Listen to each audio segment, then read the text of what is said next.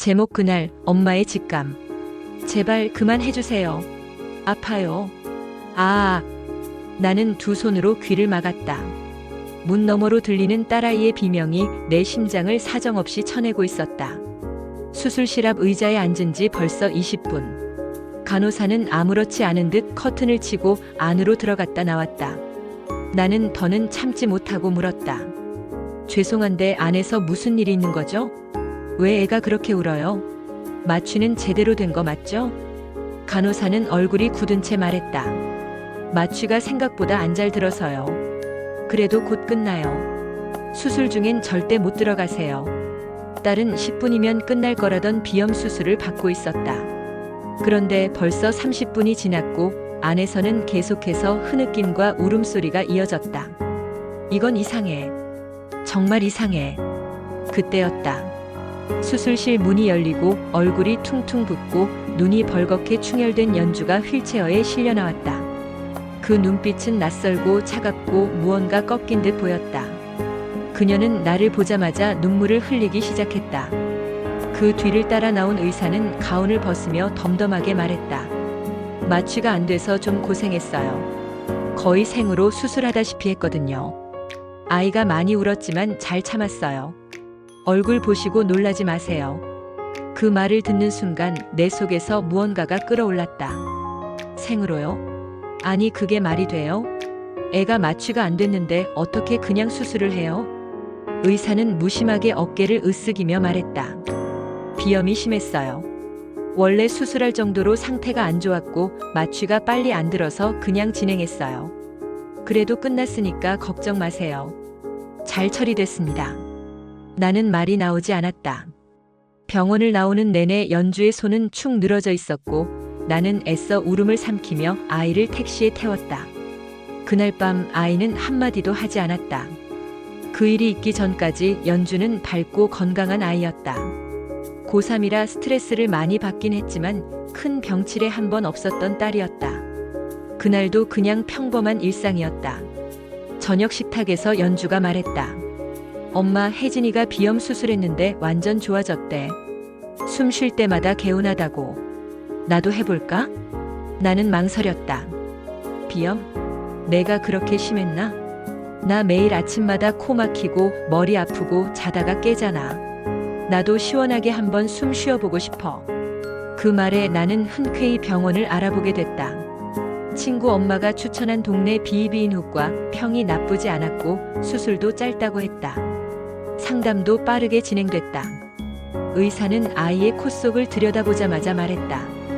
비염이 아주 심하네요. 이건 약으론 안 돼요. 수술하셔야 해요. 10분이면 끝나고 다음날 학교도 갈 수 있어요. 나는 물었다. 마취는 전신으로 하나요? 아니요, 부분 마취입니다. 코 주변만요. 전혀 위험하지 않고 아이들이 흔히 하는 수술입니다. 의사의 말에 마음을 놓았다. 나만 해도 편도 수술할 때 부분 마취했던 기억이 있었으니까. 그렇게 다음날 아침 9시 연주는 수술을 받았다. 하지만 현실은 달랐다. 마취가 듣지 않았고 아이는 고통 속에 수술을 받았다. 그날 밤 연주는 소파에 누운 채 말없이 천장을 보았다. 엄마 내가 비명을 질렀는데 아무도 안 들어줬어. 너무 무서웠어. 나는 아이의 이마를 어루만지며 미안하다고만 했다. 3일째 되는 날 아침 연주는 침대에서 일어나지 못했다. 엄마 밤새 열이 나고 몸이 막 떨렸어. 너무 아파. 나는 놀라 병원에 전화를 걸었다. 비이비인후과는 말했다. 수술 부위 염증일 수 있어요.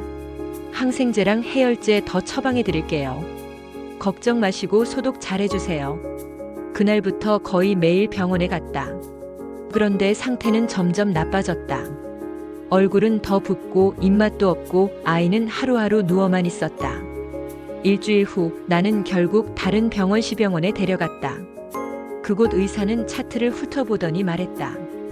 비염 수술과는 별개로 인후염이 심하게 왔네요. 수액 며칠 맞으면 괜찮아질 거예요. 입원하고 지켜봅시다. 나는 안도했다. 드디어 원인을 찾았나 보다. 그러나 그건 또 다른 악몽의 시작이었다. 입원 첫날 밤 연주는 다시 열이 올랐다. 39.8도. 해열제를 맞았지만 효과는 미미했다. 간호사는 말없이 주사기를 꺼내며 속삭였다. 이렇게 자주 해열제 주사 놓는 거 사실 위험한데 그래도 어쩔 수 없어요. 열이 너무 높아서. 4일째 밤 나는 아이가 화장실에 가겠다고 말했을 때 처음으로 걷지 못하는 아이를 보게 되었다. 엄마 나 못 일어나겠어. 다리가 너무 아파. 나는 간호사를 불렀고 아이는 휠체어에 태워져 다시 침대에 누웠다. 숨이 가쁘고 얼굴은 창백했다. 그제야 의사는 말했다. 이상하네요. 항생제가 잘 안 먹혀요. 혈액 검사 결과도 별로 좋지 않고 혈액 종양내과 한번 연결해 보겠습니다. 순간 등줄기에서 식은땀이 흘렀다. 혈액 종양내과? 그게 무슨 뜻이야? 그날 밤 나는 결심했다. 이제 더는 못 믿겠다. 다른 병원으로 데려가야 해. 다음 날 아침 전원 요청서를 써달라고 했지만 시병원은 이상하리만치 반응이 날카로웠다. 굳이 대학병원 가신다고요? 거기서도 같은 약 써요. 하루만 더 지켜보시죠. 오늘 안에 회복될 거예요. 아니요. 당장 옮길 거예요. 지금 상태 너무 안 좋아요. 서류 주세요. 하지만 서류는 오후 3시가 돼서야 겨우 나왔고 나는 아이를 없다시피 택시에 태워 D대학병원 응급실로 향했다. 대학병원에서는 검사 직후 곧장 말이 나왔다. 폐혈증 의심입니다. 백혈구 수치가 너무 낮고 혈압도 급격히 떨어지고 있어요. 지금 바로 중환자실로 옮기겠습니다. 나는 주저앉고 말았다. 이게 대체 무슨 일이야? 얼마 전까지만 해도 비염 때문에 수술 한번 받아볼까? 라고 웃으며 말하던 아이였다. 그런데 지금은 기계의 의지에 겨우 숨을 쉬고 있다. 나는 병실 문 앞에서 무릎을 꿇고 기도했다. 하나님 제발 우리 연주 살려주세요. 딱 한 번만 제발요. 그날 엄마의 직감. D대학병원 소아중환자실. 희고 복잡한 기계 소리, 간헐적인 알람. 그리고 끝없이 들리는 기침과 신음 사이 나는 뿌연 유리창 너머로 연주를 바라보고 있었다. 딸은 산소 마스크를 쓰고 있었다. 목에는 튜브가 연결되어 있었고 작은 팔에는 여러 개의 주사 바늘이 꽂혀 있었다. 온몸이 붕대로 감싸인 듯한 모습에 숨이 막혔다. 그녀는 더 이상 내게 말을 걸지 않았다.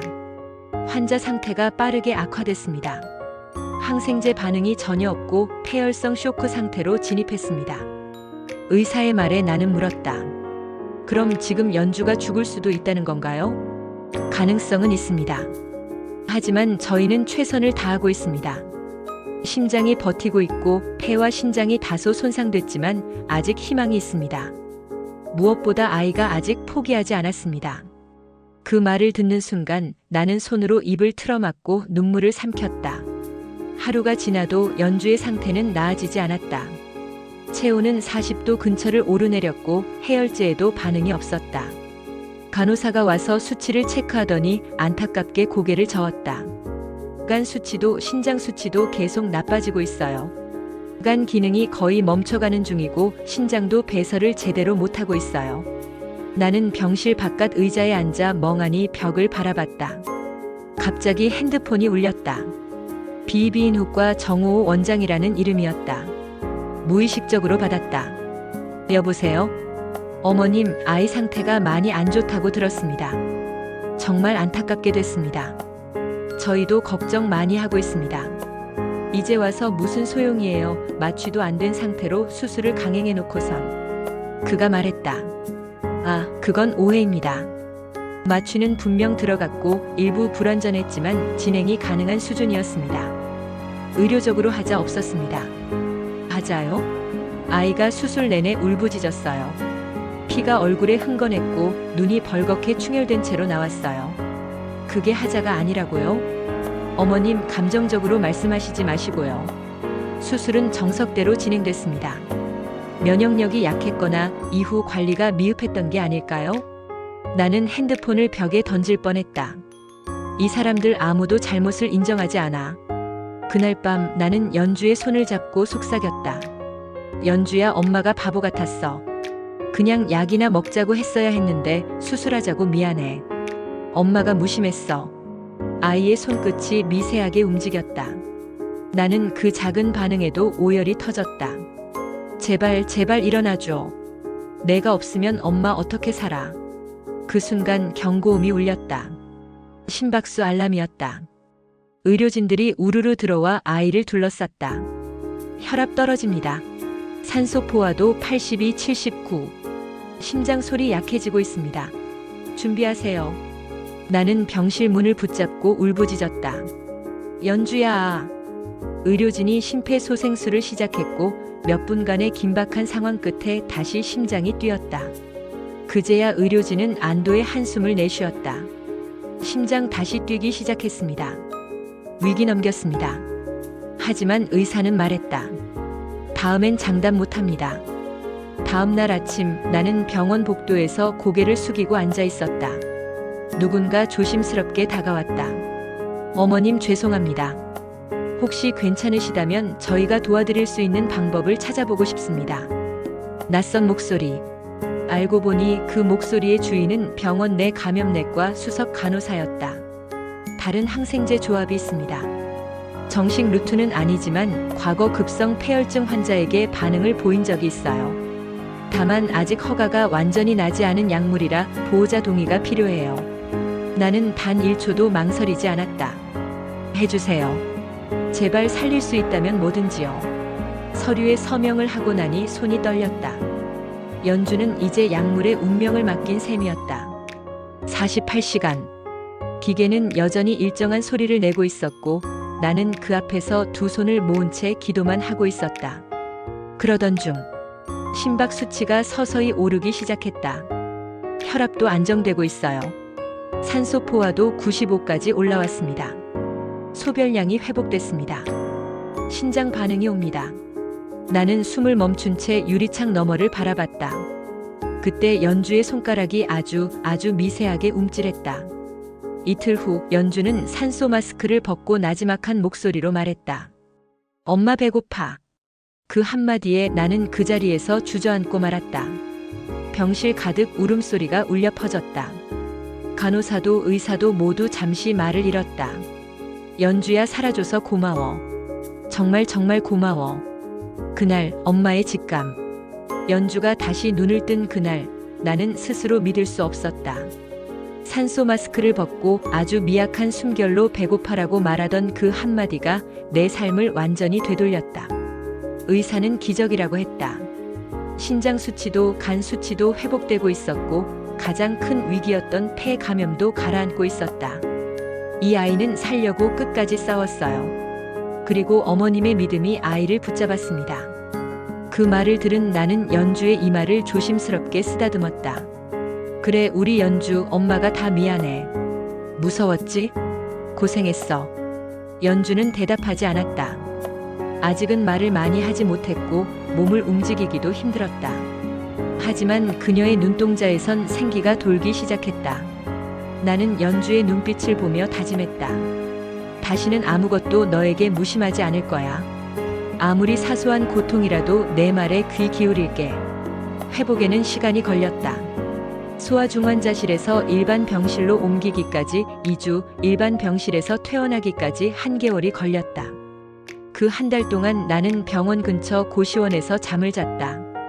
매일 새벽 5시에 병원에 와 연주의 손을 잡고 엄마 여기 있어를 속삭였고 밤 10시 퇴실 시간까지 아이 곁을 지켰다. 연주는 조금씩 일어났다. 처음엔 죽 한 숟갈로, 다음엔 미음 한 그릇으로, 그리고 과일 한 조각으로. 병실 밖 복도를 걷기까지 다시 2주가 걸렸다. 그 첫 걸음을 내딛던 날 나는 연주의 손을 꼭 잡고 함께 걸었다. 간호사들이 박수를 쳤다. 우리 연주 진짜 기적의 아이예요. 나는 눈물범벅이 된 얼굴로 고개를 숙였다. 이 아이가 기적이에요. 살아준 것만으로도. 퇴원하던 날 하늘은 새파랗게 맑았다. 연주는 병원 앞 벤치에 앉아 햇빛을 받으며 말했다. 엄마, 이제 우리 집에 가는 거야? 응. 드디어 집에 가는 거야. 병원 냄새 안 맡아도 돼? 그럼. 우리 이젠 매일 공기 좋은 데 가자. 산책도 하고 바람도 맞고. 좋아, 나 바람 냄새 진짜 좋아. 나는 연주의 머리를 쓰다듬었다. 너 세상에서 제일 잘 웃는 아이였는데 엄마가 그 웃음 잊고 살았어. 미안해. 연주는 말없이 내 손을 꼭 잡았다. 엄마의 마음이 전해진 걸까? 이 작은 손은 여전히 따뜻했다. 집에 돌아온 후 우리는 삶의 리듬을 하나하나 다시 짰다. 아침엔 함께 산책하고 점심엔 요리를 배워 먹고 저녁엔 일기를 썼다. 연주는 종종 말했다. 엄마, 나 아프기 전보다 훨씬 더 행복해. 왜냐면 엄마랑 진짜 매일 같이 있으니까. 나는 연주의 말에 고개를 끄덕였다. 그래.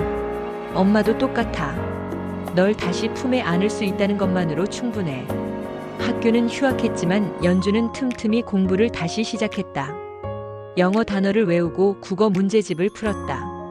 중3 시험은 꼭 쳐보고 싶어라는 말에 나는 눈물을 삼키며 응원했다. 하루는 연주가 말했다. 엄마, 내가 꿈이 생겼어. 무슨 꿈인데? 소아중환자실 간호사. 왜? 내가 아플 때 다정했던 간호사 언니들이 진짜 힘이 됐거든. 나도 그런 사람이 되고 싶어. 나는 웃음을 터뜨렸다. 우리 연주 간호사 되면 제일 먼저 엄마 수에 꽂아줘야 해. 당연하지. 제일 이쁘게 해줄게. 우리는 그렇게 웃었고 그 웃음은 오래도록 멈추지 않았다. 며칠 뒤 나는 다시 비이비인후과와 시병원에 민원을 넣었다. 그들은 여전히 책임을 회피했다. 의료적 과실은 없다. 면역력 문제였다. 해당 항생제는 표준 프로토콜이다. 하지만 나는 더 이상 그 말에 무너지지 않았다. 나는 경험했고 내가 본 것을 안다. 그들이 얼마나 무책임했는지, 내 아이에게 어떤 상처를 남겼는지. 그 모든 기록을 모아 의료분쟁조정중재원에 정식으로 신청서를 넣었다. 법적 책임을 묻고자 하는 게 아니라 같은 피해자가 생기지 않도록 경고하고 싶어요. 그리고 SNS에 연주의 이야기를 정리해 올렸다. 놀랍게도 같은 병원에서 유사한 일을 겪은 사람들이 댓글을 달기 시작했다. 저도 같은 병원에서 마취 문제 있었어요. 비슷한 증상으로 고생했어요. 용기 내주셔서 감사합니다. 연주가 덧붙였다. 엄마, 우리가 겪은 일이 누군가를 살릴 수도 있어. 그 말에 나는 고개를 끄덕였다. 그래. 우리 이야기는 그냥 불행한 사건이 아니라 누군가의 시작이야. 연주는 지금도 회복 중이다. 매달 대학병원 외래를 가야 하고 간 수치를 보기 위해 정기적인 피검사를 한다. 하지만 그녀는 살아있다. 꽃이 피는 걸 보고 바람을 느끼고 엄마 손을 잡는다. 나는 오늘도 생각한다. 그날 병원으로 향했던 내 직감이 아니었다면 연주는 이 세상에 없었을 것이다. 엄마로서의 감, 사랑, 책임감. 그게 내 아이를 살렸다. 그리고 무엇보다 끝까지 포기하지 않은 작은 생명이 스스로를 지켜냈다. 연주야, 엄마는 내가 정말 자랑스러워. 엄마도 내 자랑이야.